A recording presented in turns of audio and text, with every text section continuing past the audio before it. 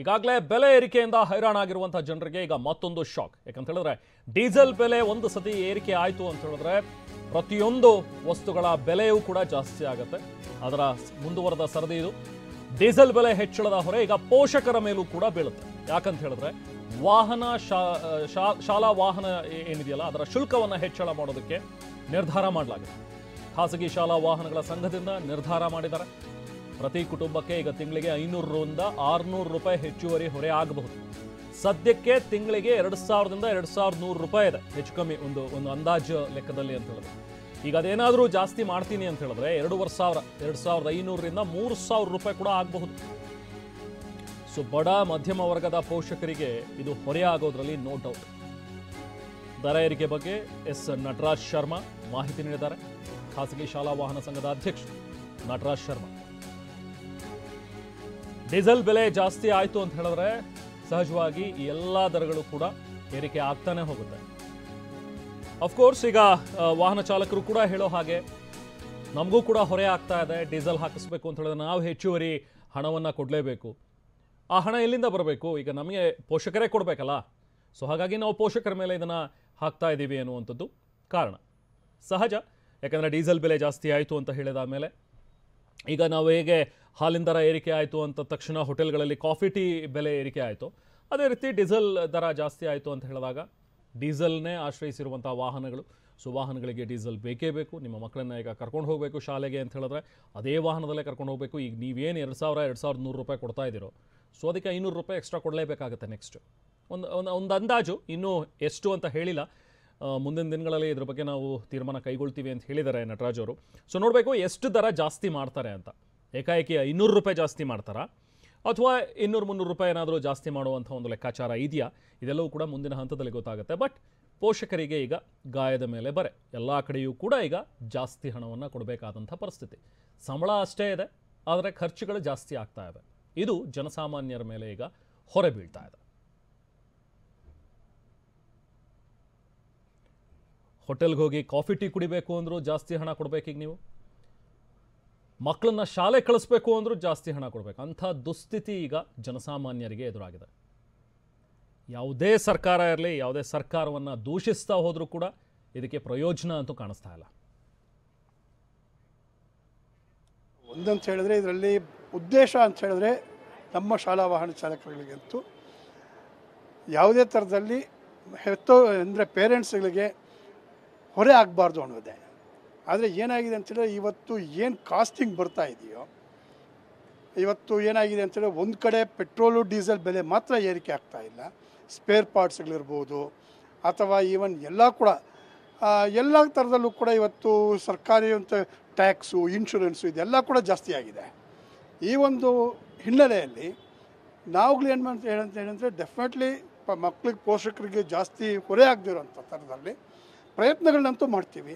ಎಷ್ಟು ಅದರಲ್ಲಿ ಹೈಕ್ ಮಾಡಬೇಕು ಅಂದರೆ ಹೈಕ್ ಮಾಡೋದಕ್ಕಿಂತ ನಮಗೆ ಎಷ್ಟು ಗಿಟ್ಟೋ ಥರ ಆಗಬೇಕು ಇವತ್ತು. ಯಾಕಂದರೆ ನಾವು ಕೂಡ ಸಂಸಾರಗಳನ್ನ ನಡೆಸಬೇಕಾಗತ್ತೆ. ಮತ್ತು ನಾವು ಕೂಡ EMIಗಳು ಕಟ್ಟಬೇಕು, ಇನ್ಶೂರೆನ್ಸ್ ಕಟ್ಟಬೇಕು.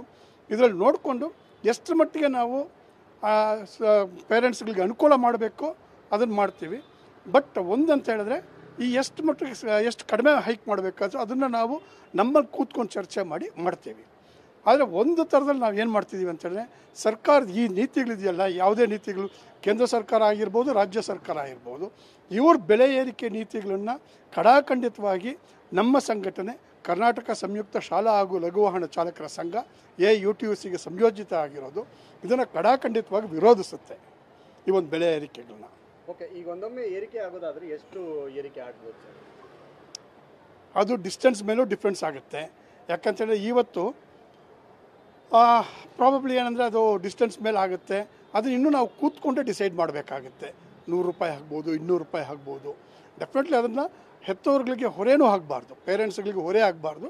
ಅದನ್ನು ನೋಡಿಕೊಂಡೇ ನಾವು ನಮ್ಮ ಡಿಸೈಡ್ ಮಾಡ್ಕೊಂಡು ಮಾಡ್ತೀವಿ. ಪೋಷಕರ ಶಾಲಾ ಶುಲ್ಕ ಏರಿಕೆ ಆಗಿದೆ, ಎಲ್ಲವೂ ಏರಿಕೆ ಆಗಿದೆ. ಈ ಟೈಮಲ್ಲಿ ಶಾಲಾ ವಾಹನದ ಶುಲ್ಕ ಏರಿಕೆ ಆದರೆ ಹೊರೆ ಆಗುತ್ತೆ ಅಂತ ಅಲ್ಲ, ಅದು ನಿಜವಾಗ್ಲೂ ಮಾಡಬಾರ್ದು ಅನ್ನೋದೇ ನಮ್ಮ ಉದ್ದೇಶ ಕೂಡ.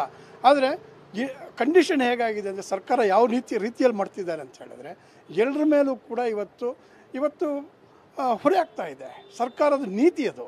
ಸರ್ಕಾರದ ನೀತಿನ ಇದನ್ನು ಸರ್ಕಾರನೇ ಹೊಣೆ ಆಗುತ್ತೆ ಹೊರತು ನಾವು ಚಾಲಕರಾಗಲಿ ಅಥವಾ ಯೂನಿಯನ್ಗಳಾಗಲಿ ಡೆಫಿನೆಟ್ಲಿ ನಾವು ಹೊಣೆ ಇದನ್ನು ನಾವು ಆಗಲ್ಲ, ಹೊಣೆ ಆಗಲ್ಲ. ನಾನು ಷಣ್ಮುಗಮ್ಮು, ಪ್ರೆಸಿಡೆಂಟು, ಕರ್ನಾಟಕ ಸಂಯುಕ್ತ ಶಾಲಾ ಹಾಗೂ ಲಘು ವಾಹನ ಚಾಲಕರ ಸಂಘ. ಸೊ ಷಣ್ಮುಗಂ ಅವರ ಮಾತುಗಳಿವು. ಮುಂದಿನ ದಿನದಲ್ಲಿ ಎಷ್ಟು ಜಾಸ್ತಿ ಮಾಡಬೇಕು ಅನ್ನುವಂಥದ್ರ ಬಗ್ಗೆ ನಾವು ತೀರ್ಮಾನಿಸ್ತೀವಿ ಅಂತೇಳಿ. ಇದಕ್ಕೆ ಈಗ ಪೋಷಕರು ಕೂಡ ಆಕ್ರೋಶ ವ್ಯಕ್ತಪಡಿಸ್ತಾ ಇದ್ದಾರೆ. ನೋಡಿ, ಶಾಲಾ ಶುಲ್ಕ ಜಾಸ್ತಿ ಮಾಡಾಯ್ತು, ಬುಕ್ಸ್ ದರ ಕೂಡ ಏರಿಕೆ ಮಾಡಿದ್ರು, ಈಗ ಶಾಲಾ ವಾಹನದ ಶುಲ್ಕನೂ ಏರಿಕೆ ಮಾಡ್ತಾ ಇದ್ದಾರೆ. ಹೀಗೆ ಏರಿಕೆ ಮಾಡ್ತಾ ಹೋದ್ರೆ ನಾವೆಲ್ಲಿಗೆ ಹೋಗಬೇಕು, ಎಲ್ಲಿಂದ ತರೋಣ ದುಡ್ಡು ಅಂತ ಹೇಳಿ ಪೋಷಕರು ಆರ್ಥಿಕ ಹೊರೆ ಬಗ್ಗೆ ಕಿಡಿಕಾರ್ತಾ ಇದ್ದಾರೆ.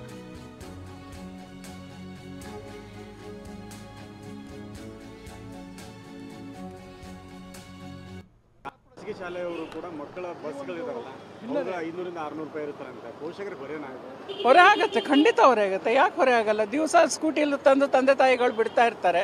ಅವ್ರು ಇಷ್ಟು ಪೆಟ್ರೋಲು ಇಷ್ಟು ತಿಂಗಳಿಗೆ ಅಂತ ಹಾಕ್ಕೊಂಡಿರ್ತಾರೆ. 2 ರೂಪಾಯಿ ಪ್ರತಿ ಲೀಟ್ರಿಗೂ ನೀವು ಜಾಸ್ತಿ ಮಾಡ್ತಾ ಇದ್ರೆ ತಿಂಗಳಿಗೆ ಎಷ್ಟಾಗುತ್ತೆ ಅವ್ರಿಗೆ ಖರ್ಚು? ಫ್ರೀ ಬಸ್ ಮಾಡಿದ್ರು, ಎಲ್ಲ ಹಾಳು ಮಾಡಿಬಿಟ್ರು. ಫ್ರೀ ಬಸ್ಸಿಂದ ಅದೊಂದು ದೊಡ್ಡ ರೋಗ ಬಂತು, ಎಲ್ಲರೂ ಹಾಳು ಮಾಡಿಬಿಟ್ರು. ಈಗ ಈ ಪೆಟ್ರೋಲು ಡೀಸೆಲು ಜಾಸ್ತಿ ಮಾಡಿದರೆ ಇದರಿಂದ ಖಂಡಿತ ತೊಂದರೆ ಆಗೇ ಆಗುತ್ತೆ. ನಮಗೆ ಬರ್ಡನ್ ಈ ಓದಿಸದೇ ಇರೋಕ್ಕೂ ಆಗಲ್ಲ, ಈ ಕಡೆ ಇದು ಮಾಡೋಕ್ಕೂ ಆಗಲ್ಲ. ತುಂಬ ಕಷ್ಟ ಆಗ್ತಾಯಿದೆ. ಪೆಟ್ರೋಲ್ ಬೆಲೆಯಿಂದ ಬರೀ ಬಸ್ದೊಂದೇ ಆ ಸ್ಕೂಲ್ದು ಇದೆ ಅಂತಲ್ಲ, ಬೇರೆ ಎಲ್ಲದಕ್ಕೂ ತುಂಬ ಶೈಕ್ಷಣಿಕ ವರ್ಷದಲ್ಲಿ ಫೀಸು ಏರಿಕೆ ಮಾಡೋದು, ಚಾರ್ಜು ಏರಿಕೆ ಮಾಡಿದ್ರೆ ಕತೆ ತುಂಬ ಕಷ್ಟ ಆಗ್ತಾಯಿದೆ. ಸರ್ವೈವ್ ಮಾಡ್ಕೊಳ್ಳೋದು ತುಂಬ ಕಷ್ಟ ಆಗ್ತಿದೆ.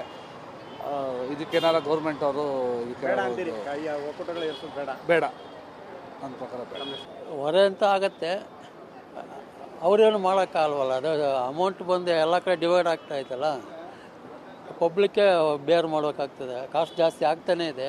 ಒಂದು ಸ್ಕೂಲ್ ಫೀಸ್ ಏರಿಕೆ, ಮತ್ತೊಂದು ಕಡೆ ಬಸ್ ಏರಿಕೆ, ಅದು ಒಂದಕ್ಕೊಂದು ಡಿಪೆಂಡ್ ಆಗಿರೋದ್ರಿಂದ ಅದು ಮಾಡಲೇಬೇಕಾಗತ್ತೆ. ನಿಮಗೆ ಎಷ್ಟು ಬರ್ಡನ್ ಇದೆ? ನಾವೇ ಮೇನ್ ಸಫರರ್ ಮಾಡಿದ್ರೆ ನಾವೇ. ಯಾಕೆಂದರೆ ನಮ್ಮ ಕೈಯಿಂದನೇ ತಾನೇ ಎಲ್ಲ ಕಡೆ ಹೋಗೋದು. ಅಮೌಂಟು ಬಸ್ಸಿಗೂ ಹೋಗುತ್ತೆ, ಈ ಕಡೆ ಆಟೋಗೂ ಹೋಗುತ್ತೆ.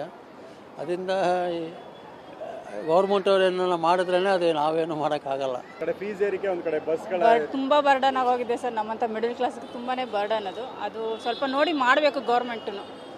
ಇಲ್ಲಿ ಅಷ್ಟು ಸಂಪಾದನೆಯೂ ಇರಲ್ಲ, ಸುಮ್ಮನೆ ಇದು ಏರಿಕೆ ಆಗ್ತಾ ಇದೆ. ಸೊ ನೋಡಿ ಮಾಡಬೇಕು. ಏನೇನು ಹೊರೆ ಆಗ್ತಿದೆ ಶಾಲಾ ಮಟ್ಟದಲ್ಲಿ ಈಗ?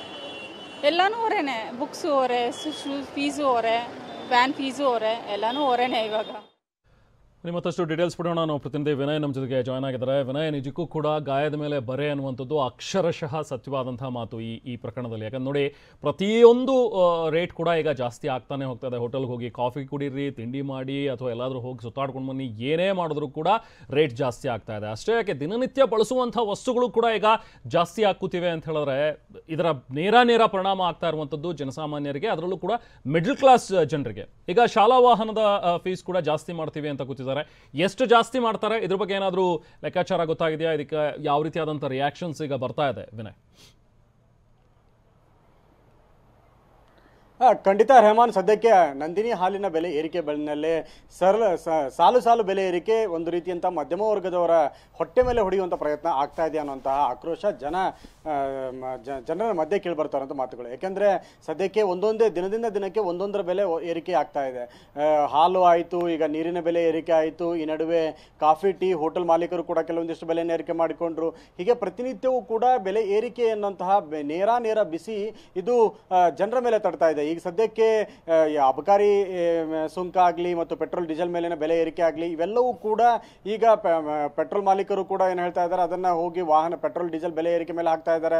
ಇನ್ನು ಹಾಕಿ ಅದನ್ನು ಬಳಕೆ ಮಾಡಿಕೊಳ್ಳುವಂತಹ ಬಸ್ಗಳಾಗಿರ್ಬೋದು, ಜೊತೆಗೆ ಶಾಲಾ ವಾಹನಗಳಾಗಿರ್ಬೋದು, ಇವುಗಳು ನೇರವಾಗಿ ಇದನ್ನು ಜನರ ಮೇಲೆ ಹಾಕೋದಕ್ಕೆ ಪ್ರಯತ್ನವನ್ನು ಮಾಡ್ತಾ ಇದ್ದಾರೆ. ಸದ್ಯಕ್ಕೆ ಅವರು ಹೇಳುವಂಥದ್ದು ಏನಂದರೆ, ಸದ್ಯಕ್ಕೆ ಬಸ್ನ ಬಿಡಿಭಾಗಗಳ ಬೆಲೆ ಏರಿಕೆ ಆಗಿದೆ, ಇನ್ಸೂರೆನ್ಸ್ ದುಬಾರಿ ಆಗಿದೆ. ಇಂತಹ ಸಮಯದಲ್ಲಿ 2 ರೂಪಾಯಿ ಬೆಲೆ ಏರಿಕೆನಿದೆ, ಇದು ನಮಗೆ ಬರ್ಡನ್ ಆಗುತ್ತೆ. ಹೀಗಾಗಿ ಅನಿವಾರ್ಯವಾಗಿ ನಾವು ಇದನ್ನ ಪೋಷಕರ ಮೇಲೆ ಹಾಕಬೇಕು. ಹೀಗಾಗಿ ರಾಜ್ಯ ಖಾಸಗಿ ಅನುದಾನ ರಹಿತ ಶಾಲೆಗಳ ಒಕ್ಕೂಟ ಏನಿದೆ, ಖಾಸಗಿ ಶಾಲೆಗಳಿಗೆ ಮಕ್ಕಳನ್ನ ಬಳಕೆ ಮಾಡುವಂಥ ಬಸ್ಗಳೇನಿದ್ದಾವೆ, ಮಕ್ಕಳನ್ನ ಶಾಲೆಗೆ ಕರೆದುಕೊಂಡು ಹೋಗುವಂಥದ್ದು, ಶಾಲೆಯಿಂದ ಮಕ್ಕಳನ್ನ ಮನೆಗೆ ಡ್ರಾಪ್ ಮಾಡುವಂಥದ್ದು, ಈ ಒಂದು ಟ್ರಾನ್ಸ್ಪೋರ್ಟ್ ಸೇವೆಯನ್ನು ನೀಡುವಂತಹ ಬಸ್ಗಳೇನಿದ್ದಾವೆ, ಇವು ಪ್ರತಿ ಕಿಲೋಮೀಟರ್ಗೆ ಇಂತಿಷ್ಟು ರೂಪಾಯಿಗಳನ್ನು ಏರಿಕೆ ಮಾಡಬೇಕು. ತಿಂಗಳ ಮಟ್ಟದಲ್ಲಿ 500ರಿಂದ 600 ರೂಪಾಯಿಯನ್ನ ಒಬ್ಬ ಮಗುವಿಗೆ ಈಗ ಇರುವ ದರಕ್ಕಿಂತಲೂ ಕೂಡ ಹೆಚ್ಚಿಗೆ ಪ್ರಮಾಣದಲ್ಲಿ ತೆಗೆದುಕೊಳ್ಳಬೇಕು ಅನ್ನುವಂತಹ ಚರ್ಚೆಯನ್ನು ಕೂಡ ಶುರು ಮಾಡಿದೆ. ಇನ್ನೇನು ಕೆಲವೇ ದಿನಗಳಲ್ಲೂ ಕೂಡ ಇದ್ರ ಬಗ್ಗೆ ಒಂದು ಅಧಿಕೃತವಾಗಿ ಕೂಡ ಅವರು ಮಾಹಿತಿಯನ್ನು ಪೋಷಕರಿಗೆ ಕೊಡ್ತಾರೆ. ಇದು ನೇರವಾಗಿ ಪೋಷಕರಿಗೂ ಕೂಡ ಹೊರೆ ಆಗ್ತಿರುವಂತದ್ದು. Rahman, thank you Vinay.